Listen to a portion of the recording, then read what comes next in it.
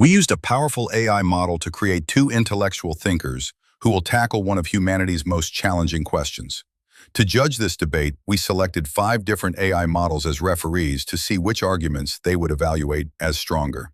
Join us and promise not to cheat. Don't skip ahead in the video to see the final results. Hi.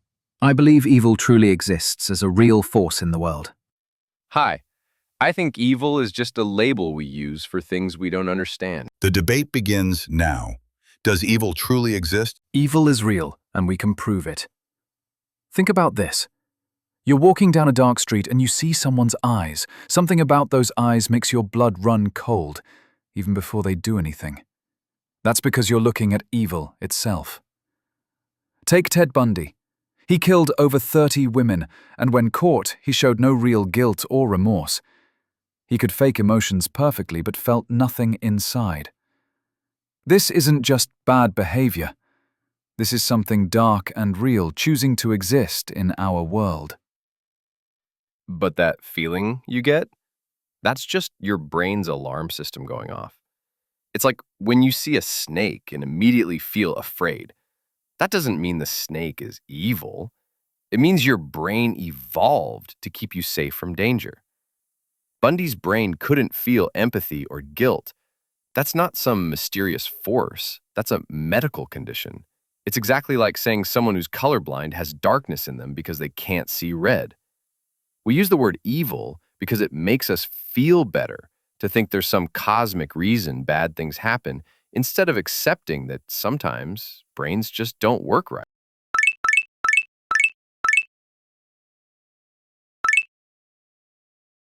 But here's what's fascinating. Evil people often understand good and evil better than normal people do.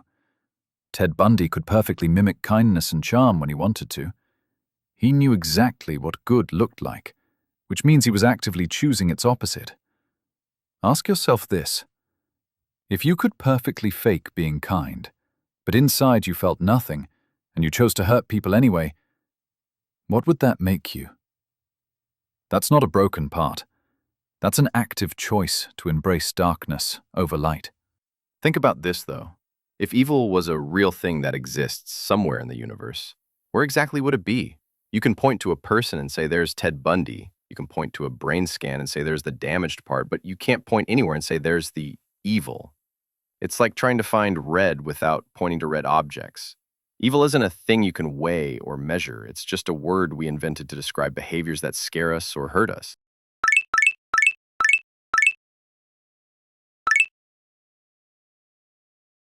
But some actions go so far beyond normal human understanding that they need something more than broken brains to explain them.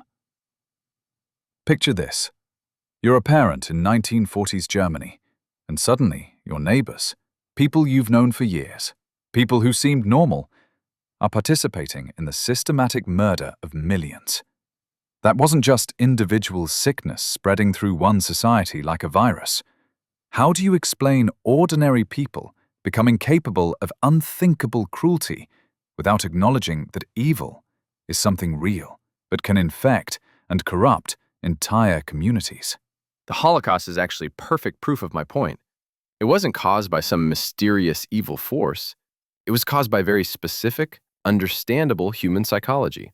Fear, tribal loyalty, following authority, economic stress, propaganda. All things we can study and understand. When you put normal humans in certain situations with certain pressures, you get terrible results. The Stanford prison experiment showed this in just a few days. Evil isn't a real thing. It's just what happens when human psychology goes wrong under pressure. But that's exactly what I mean. Evil isn't just individual sickness. It's something that can spread and grow and take over entire groups of people. You just described how evil works. It uses fear. It corrupts loyalty. It turns good people into instruments of darkness. The fact that we can see the process doesn't make it less real. A virus is still real, even though we understand how it spreads and infects people.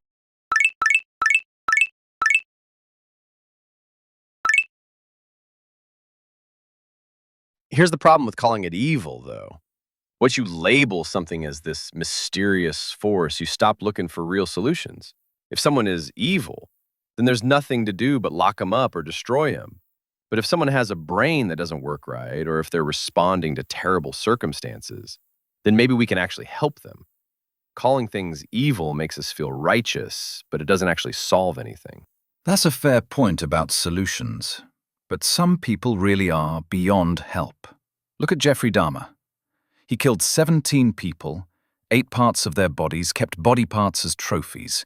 He wasn't acting out of hunger or desperation or even anger. He was feeding something dark inside himself that enjoyed causing ultimate suffering. When someone takes pleasure in destroying innocent life for no reason except the joy of destruction, how is that not evil?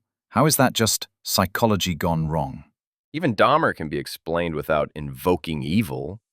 He had a brain that experienced pleasure from things that should cause horror.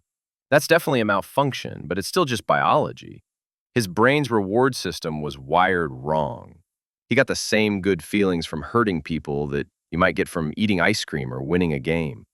It's horrific, but it's not mystical. It's just a brain processing pleasure and pain in a very unusual and destructive way.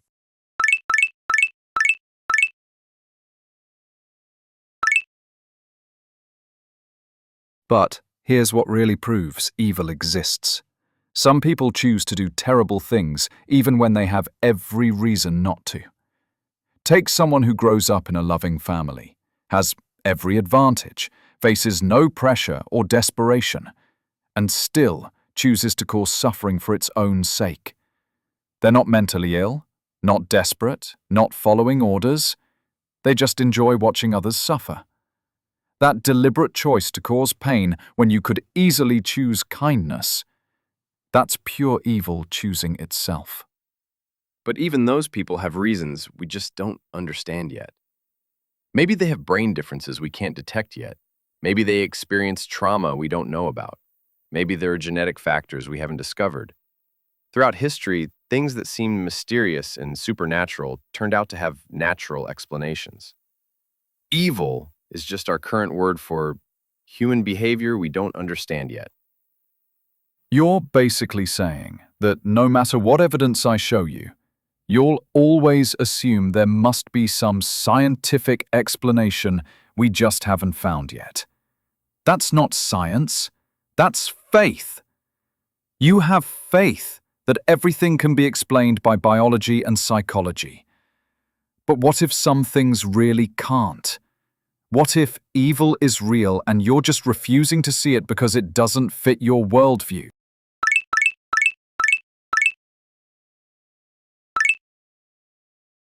Here's the thing, though. We keep finding those scientific explanations. We used to think mental illness was caused by evil spirits. Now we understand brain chemistry. We used to think some people were just born bad. Now we understand genetics and environment. Every time we look deeper, we find natural causes. The pattern is clear. Evil is just the word we use for human behavior we haven't figured out yet. But some actions are so extreme, so purposefully cruel, that they go beyond any possible explanation except the presence of something truly dark. When someone tortures children for pleasure, when they deliberately cause maximum suffering for no gain, that's not evolution. That's not brain chemistry. That's not psychology. That's evil choosing to exist in the world through that person. Even the worst behavior serves some function for the person doing them, even if we find it horrific. Someone who tortures others might be experiencing feelings of power and control that their brain desperately craves. It's awful, but it's still just a brain seeking what feels good to it, even when what feels good is terrible. There's no need for some cosmic force of evil, just brains that learn to find satisfaction in very wrong places.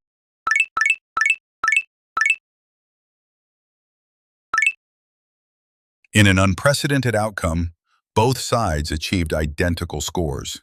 The AI judges found both arguments equally compelling, revealing this as one of humanity's most genuinely difficult questions. Arguments for evil being real. Some actions are so extreme they transcend normal explanation. Evil can spread and corrupt entire societies like a virus. People sometimes choose darkness even when they could choose light. The deliberate embrace of cruelty suggests something beyond psychology. Arguments for evil being a label. No one can point to evil as an actual thing that exists. Every evil behavior has psychological or biological explanations. Calling something evil stops us from finding real solutions. History shows supernatural explanations eventually become natural ones. This perfect tie reveals that the nature of evil remains one of philosophy's deepest mysteries. Whether evil exists as a real force or is simply our word for extreme human dysfunction, it continues to shape how we understand justice, responsibility, and human nature itself.